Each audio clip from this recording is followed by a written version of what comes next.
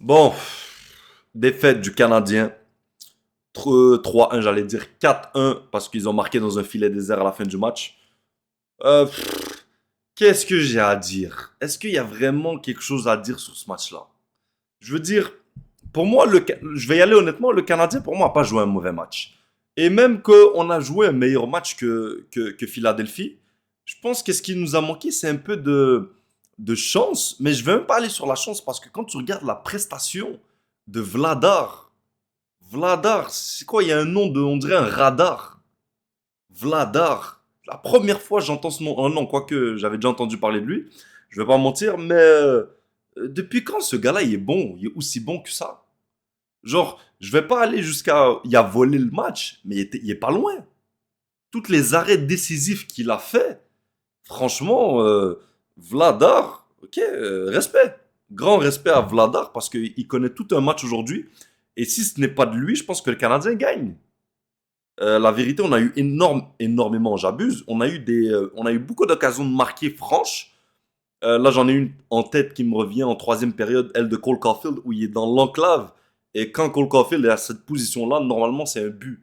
Et la facilité à laquelle il l'arrête, en fait, ce genre d'arrêt, ça décourage l'équipe. Ça a découragé le Canadien parce que quand tu arrives, puis tu as un Cole Caulfield qui est ton meilleur buteur, puis l'un des meilleurs buteurs de la Ligue nationale, puis qui tire comme ça dans l'enclave, puis que le gardien il l'arrête comme si de rien n'était, en vrai ça décourage l'équipe. Tu te dis, ok, c'est ce genre de gardien-là, il est dans son jour, rien va passer, ça va être extrêmement difficile de marquer contre lui aujourd'hui, et ça a été le cas. Et là, il y a juste l'occasion de Cole Caulfield qui me revient, mais il y a eu énormément d'occasions aujourd'hui qu'on a ratées. Pas qu'on a raté, c'est plus lui qui les a sauvés. Mais franchement, il a été excellent et rien à dire. Absolument rien à dire. De l'autre côté, nous, avec Jacob, moi je dis toujours Jacob, mais c'est Jacob. J'ai entendu que c'est Jacob Fowler. Et c'est pas Jacob Dobesch, c'est Jacob Dobesch. Mais bon, moi j'ai toujours l'habitude de dire, j'ai toujours l'habitude de dire Jacob. Mais ok, c'est Jacob. Jacob Fowler aujourd'hui a connu. Est-ce que je peux dire qu'il n'a pas connu un mauvais match? Il n'a pas connu un bon match. Il a fait clairement une erreur sur le troisième but. J'ai entendu Pierre Houd de RDS dire qu'il faut une meilleure communication. Non, je pense que c'est plus Marc Denis qui avait dit ça. Mais non, clairement, c'est la faute de J.K. Fowler. C'est clairement lui. Et s'il y a un aspect négatif pour moi qui doit travailler quand il va retourner à Laval, parce que oui, je pense qu'il va retourner à Laval, peut-être pas maintenant, parce qu'on a renvoyé Samuel Montombeau pour qu'il reprenne un peu confiance en lui. Mais Jacob Fowler, il va retourner à Laval éventuellement. C'est pas qu'il est pas prêt pour la Ligue nationale, mais tous nos espoirs, je pense qu'ils doivent quand même dominer dans le plus bas niveau pour ensuite monter dans la Ligue nationale. Euh, Quand tu regardes des Ivan Demidov qui a quand même une excellente saison dans la KHL, des Lennartson qui ont dominé dans la NCAA, Suzuki qui a dominé dans la OHL, je pense que pour les gardiens ça doit être la même chose. Même pour les gardiens, il faut être encore plus prudent. Mais je veux pas parler du développement de Fowler aujourd'hui.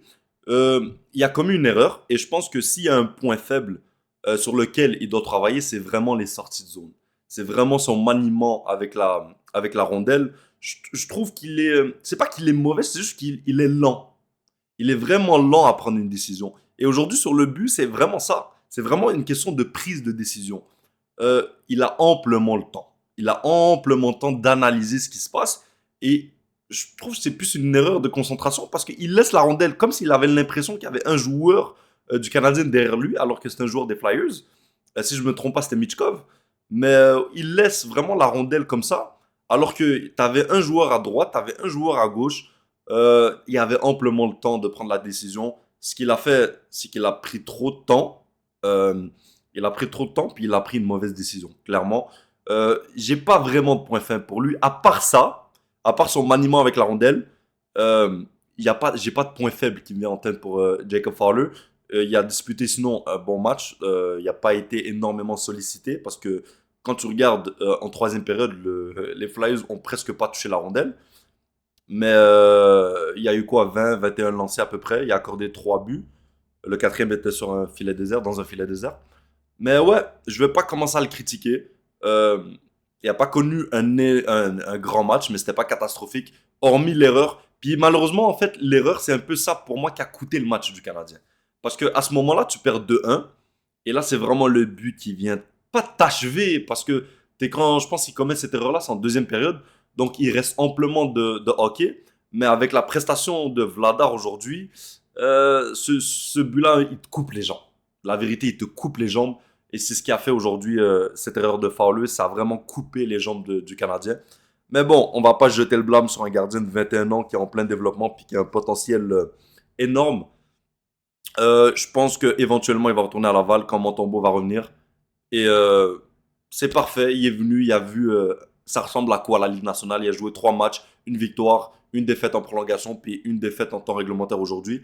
Il a vu un peu, ça a l'air de quoi. Il sait sur quoi il doit travailler. Et même quand il va revenir dans la Ligue américaine, il va travailler avec les gardiens de but, le coach des gardiens de but. Et il va travailler, je pense, énormément sur ses sorties de zone, maniement de rondelles et la vitesse d'exécution. C'est ça. Sinon, comme je vous ai dit, pour moi, on n'a pas joué un mauvais match. La vérité, en troisième période, les Flyers, ils avaient du mal à sortir de leur zone. Ils faisaient que dégager la rondelle. On a complètement maîtrisé le tempo en troisième période. Maintenant, tu me diras, c'est trop peu, trop tard, hein, parce que il fallait pas juste jouer en troisième période. On a joué en première et en deuxième. Je dis pas le contraire. Mais l'effort que tu as donné en troisième période pour revenir de l'arrière, fallait peut-être le donner à partir de la première période et en deuxième période aussi. Et deuxième période, bien évidemment, comme d'habitude, t'accordes 2 buts. La deuxième période, on va jamais, j'ai l'impression, on va jamais régler ce problème-là. La deuxième période, ça va continuer, ça va continuer. On accorde encore 2 buts aujourd'hui, ce qui nous tue le match d'ailleurs. Et aussi, tu vois, le premier but de Texier, tu marques, il reste quoi? Une minute, je pense, 2 minutes à la période, un truc comme ça. Ou peut-être je me trompe, mais bref, je sais que tu accordes le but à la fin de la première période et directement après le but de Texier. Ça aussi, ça démotive. Je suis désolé, tu viens de marquer un but, t'es hype, la foule elle est là, tout le monde crie et tout. Puis là, t'accordes un but directement après. Ça te coupe ton énergie. Veux pas, ça coupe ton énergie. Et je sais, les plus grands fans de Texier vont parler encore. Texier a connu tout un match. Et pour moi, je vais vous le dire honnêtement, moi, je vais pas dire que je me suis trompé sur Texier. C'est beaucoup trop tôt. Ça fait que 11 matchs. Et je suis pas con à vous dire oui, je me suis trompé sur Texier. Non, vraiment pas, loin de là. Maintenant, ce que je suis prêt à dire, c'est qu'il, pour l'instant, après 11 matchs, il a quoi? 6 points, dont 3 buts ou 4 buts. Je me rappelle pas. Aujourd'hui, il te marque encore un but, donc 3 buts à ses 4 derniers matchs, si je me trompe pas. Pour l'instant, Texier, il dépasse mes attentes.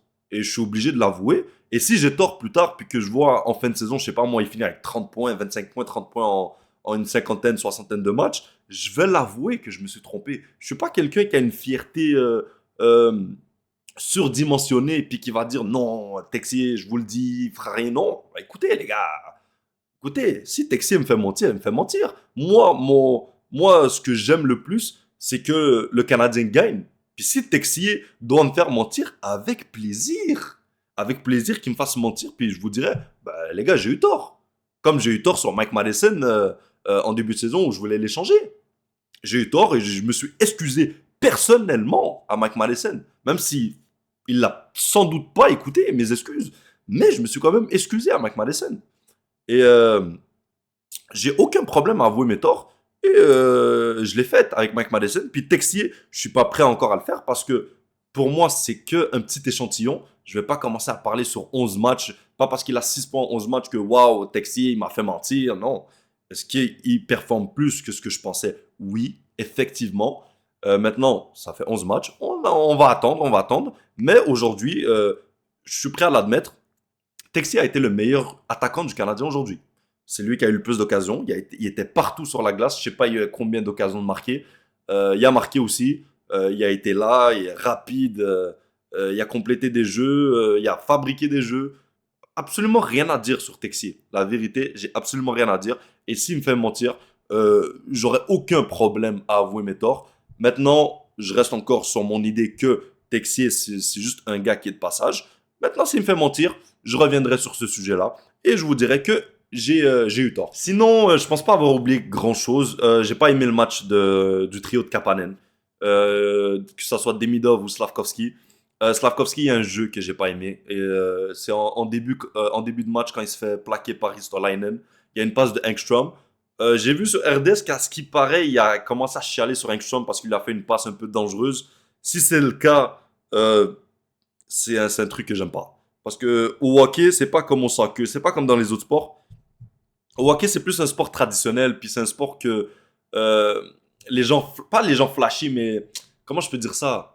C'est pas un sport comme le basket où les gens ils trash talk et tout. Au hockey, c'est plus un sport fermé et ce genre d'attitude passe pas au hockey. Donc c'est un peu difficile. Puis je pense que Slavkovski, il aurait pas dû avoir cette réaction-là envers Engstrom. Puis Engstrom, c'est juste un défenseur recru qui en est ses premiers pas dans la Ligue nationale. Et Slavkovski, on va même pas en parler. Il a commis combien d'erreurs dans sa jeune carrière?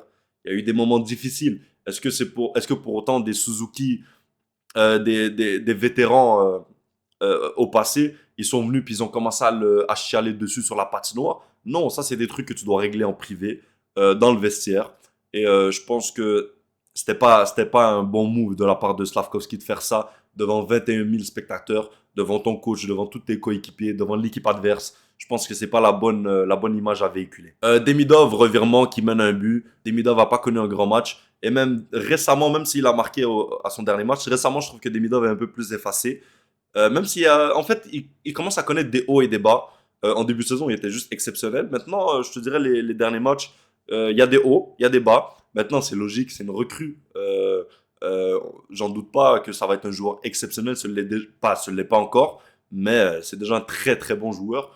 Et il va commettre des erreurs, il va apprendre de ses erreurs, comme Jacob Fowler en a appris de ses erreurs aujourd'hui. Enfin, j'espère qu'il va apprendre de cette erreur qu'il a faite aujourd'hui. Slavkovski a appris d'énormément d'erreurs. Et voilà, Demidov va apprendre, il va grandir. Et je le critique pas non plus par rapport à ça. Juste que il continue puis qu'il baisse pas la tête. Madison ne jouait pas, donc on avait un gros morceau aussi. Faut pas oublier que Madison est l'un des défenseurs, si ce n'est peut-être le défenseur depuis le début de saison le plus important du Canadien. Donc quand Madison ne joue pas, ben t'as un gros trou, t'as un gros trou dans tes paires défensives. Et j'aurais aimé que Dobson prenne un peu plus de leadership aujourd'hui. Dobson, c'est quand même notre défenseur le mieux payé à 9,5 millions. On a donné quand même deux choix de première ronde. Emil Heinemann, qui est en train de connaître toute une saison, d'ailleurs. Et j'aurais aimé que Dobson prenne plus de responsabilités en l'absence de Mike Madison. J'aurais aimé qu'il s'affirme un peu plus. Je dis pas que Dobson a joué un mauvais match. Loin de là. Pour moi-même, il a joué un bon match. C'est juste qu'en l'absence de Madison, je m'attendais à plus. Je m'attendais vraiment à ce qu'ils prennent ce qu'ils prennent vraiment le leadership. Pas forcément, mais qui en donnent plus offensivement et qui jouent un rôle plus décisif. Quant à Lane Hudson, tu vois, lui a vraiment pris les bouchées doubles. Je sais pas, il finit avec combien de temps de jeu aujourd'hui. C'est sûr qu'il finit avec plus de 25 minutes. Parce que déjà, il y avait 18 minutes après deux périodes, si je me trompe pas. Et donc, c'est sûr qu'il finit avec plus de 25 minutes. Et Hudson, lui, a pris les bouchées doubles. Et on l'a vu tout le match. Il a créé. Et même, vous voyez la différence entre Hudson à gauche puis Hudson à droite. Vous voyez clairement la différence. Et c'est pour ça que depuis l'année passée et depuis le début de saison, je milite pour que Lane Hudson joue à sa position naturelle. Je veux que Lane Hudson joue à gauche. Pourquoi? Parce que même à droite, il est exceptionnel. Mais à gauche, il a un autre niveau à sa game. Et vous le voyez, depuis qu'ils l'ont muté à gauche avec Carrier et avec Dobson auparavant, il joue à un autre niveau. Il joue clairement à un autre niveau parce que toute sa carrière, il a joué à gauche. Maintenant, il peut jouer à droite et t'as un beau problème parce que quand Goulet va revenir, ben, je pense que Goulet va jouer à gauche puis Hudson va revenir à droite. Mais moi, personnellement, j'aimerais qu'on remette définitivement Lane Hudson à gauche. Mais bon, ça va être un problème du coach. Ça va être à lui de voir si peut-être Goulet ou peut-être Madison peut jouer à droite. Mais on verra ça. Donc c'était tout ce que j'avais à dire. Défaite du Canadien. J'ai pas envie de dire défaite méritée. Parce que pour moi, on méritait peut-être un meilleur sort. Si ce n'était de la merveilleuse performance de Vladar. Mais bon, on a un match jeudi face aux Blackhawks de Chicago. Ça doit être une victoire. En plus, tu as Connor Bedard qui est blessé. Tu peux pas perdre face à Chicago. Chicago qui est pas une mauvaise équipe en soi, mais tu es clairement au-dessus de Chicago. Bref, c'était tout pour cette vidéo. Si vous avez aimé, n'hésitez pas à liker, commenter, partager. Et on se retrouve pour une nouvelle vidéo bientôt. Donc, peace! Bisous.